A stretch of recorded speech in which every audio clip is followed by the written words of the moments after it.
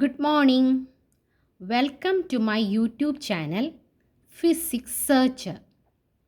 ഇനി വരാൻ പോകുന്ന 10th ലെവൽ പ്രിലിംസ് PSC എക്സാമിന് ആവശ്യമുള്ള സൗണ്ടിൻ്റെ ഫാക്ട്സ് ആണ് ഞാൻ എടുത്തുകൊണ്ടിരിക്കുന്നത്. ഞാൻ ഇതിന് മുന്നേ ഒരു വീഡിയോ ചെയ്തിരുന്നു. ആ വീഡിയോ കണ്ട ശേഷം ഈ വീഡിയോ കാണാൻ ശ്രമിക്കുക. ശബ്ദത്തിൻ്റെ ബേസിക് കൺസെപ്റ്റ്സ് ആണ് ഞാൻ ആദ്യത്തെ വീഡിയോയിൽ എടുത്തത്. ഇനി ഞാൻ എടുക്കാൻ പോകുന്നത് ശബ്ദത്തിൻ്റെ സ്ഥായിയും ഉച്ചതയുമാണ്. സ്ഥായിയെ നമ്മൾ ഇംഗ്ലീഷിൽ പിച്ച് എന്ന് പറയുന്നു. ഉച്ചത അഥവാ ലൗഡ്നെസ്. ശബ്ദത്തിൻ്റെ കൂർമ്മതയാണ് സ്ഥായി എന്ന് പറയുന്നത്. ശബ്ദത്തിൻ്റെ കൂർമ്മത അതിനെയാണ് സ്ഥായി എന്ന് പറയുന്നത്. സ്ഥായി ആവർത്തിയെ ആശ്രയിച്ചിരിക്കുന്നു. ആവർത്തിയെയാണ് സ്ഥായി ആശ്രയിച്ചിരിക്കുന്നത്. അപ്പോൾ എന്താണ് ആവർത്തി? ഒരു വസ്തുവിൻ്റെ കമ്പനം മൂലമാണ് ശബ്ദമുണ്ടാവുന്നത്. അപ്പോൾ കമ്പനം ഒരു പെർട്ടിക്കുലർ സമയത്തിലുണ്ടാവുന്ന അനുഭവത്തെയാണ് ആവൃത്തി എന്ന് പറയുന്നത്. ആവൃത്തി ഒരു പെർട്ടിക്കുലർ സമയത്തിലുണ്ടാവുന്ന കമ്പനങ്ങളുടെ എണ്ണം, അതിനെ ആവർത്തി എന്ന് പറയാം. അപ്പോൾ സ്ഥായി എന്തിനെ ആശ്രയിച്ചിരിക്കുന്നു? ആവർത്തിയെ ആശ്രയിച്ചിരിക്കുന്നു. അങ്ങനെയാണെങ്കിൽ ആവർത്തി കൂടുന്നതനുസരിച്ച് സ്ഥായിയും കൂടില്ലേ? അപ്പോൾ നമുക്ക് പറയാം, ആവൃത്തി എന്നത് സ്ഥായിക്ക് ഡയറക്റ്റ്ലി പ്രപ്പോർഷണൽ ആണ്. ആവർത്തി കൂടുന്നതനുസരിച്ച് സ്ഥായിയും കൂടുന്നു. ഇനി സ്ഥായി 2 തരമുണ്ട്. ഉയർന്നതുമുണ്ട്, കുറഞ്ഞ അവസ്ഥയിലുമുണ്ട്. ഉയർന്ന സ്ഥായി, കുറഞ്ഞ സ്ഥായി. ഉയർന്ന സ്ഥായി, സ്ത്രീ ശബ്ദം ഉയർന്ന സ്ഥായിയാണ്.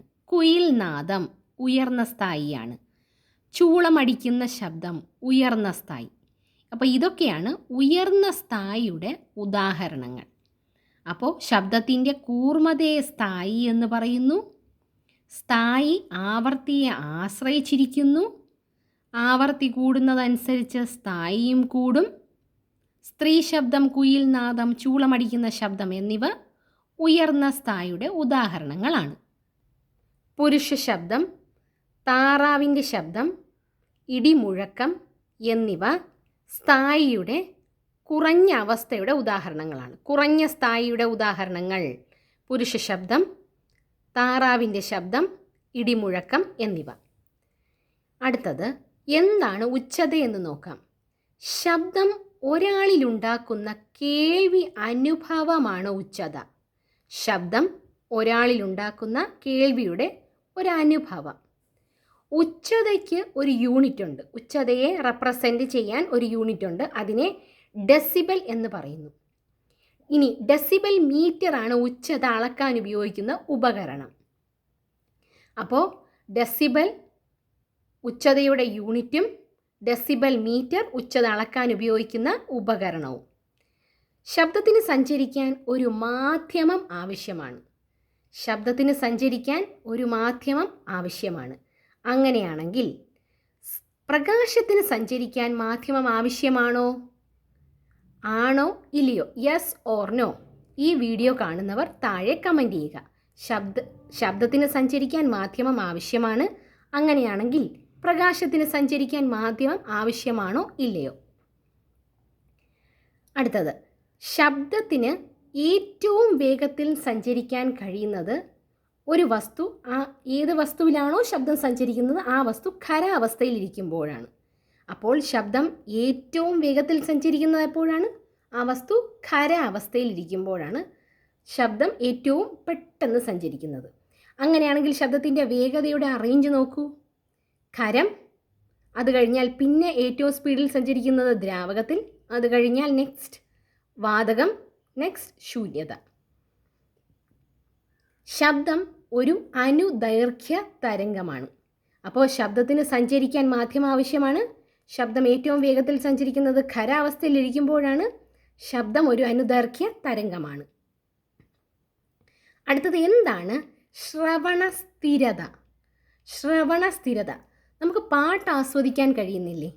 ഒരു സിനിമ കാണുമ്പോൾ അതിൻ്റെ ഒരു ഓർഡറിൽ നമുക്ക് ആ സിനിമ കാണാൻ കഴിയുന്നില്ല, ഒരു കണ്ടിന്യൂവേഷൻ കിട്ടുന്നില്ലേ? പാട്ട് കേൾക്കുമ്പോൾ ഒരു കണ്ടിന്യൂവേഷൻ കിട്ടുന്നില്ലേ? അതിനെല്ലാം കാരണം ശ്രവണ അനുഭവം അഥവാ ശ്രവണ അനുഭവമല്ല, ശ്രവണ സ്ഥിരത ഉള്ളത് കൊണ്ടാണ്.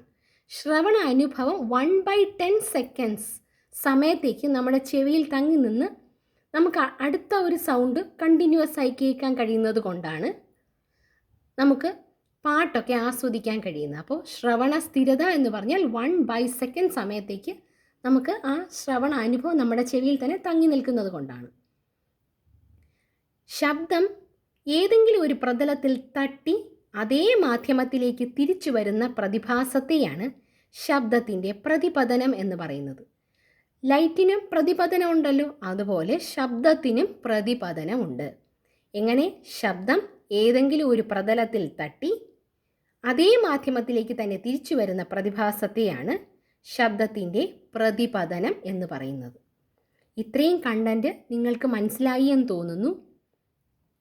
ഇനി ഞാൻ ഏതെങ്കിലും ഒരു ടോപ്പിക്കിനെ കുറിച്ച് ക്ലാസ് എടുക്കണമെന്ന് നിങ്ങൾക്ക് താല്പര്യമുണ്ടെങ്കിൽ എനിക്ക് കമൻറ്റ് ചെയ്യുക. ഈ വീഡിയോസ് കണ്ട് ഇഷ്ടപ്പെട്ടാൽ ലൈക്ക് ചെയ്യുക, ഷെയർ ചെയ്യുക, സബ്സ്ക്രൈബ് ചെയ്യുക. Thank you.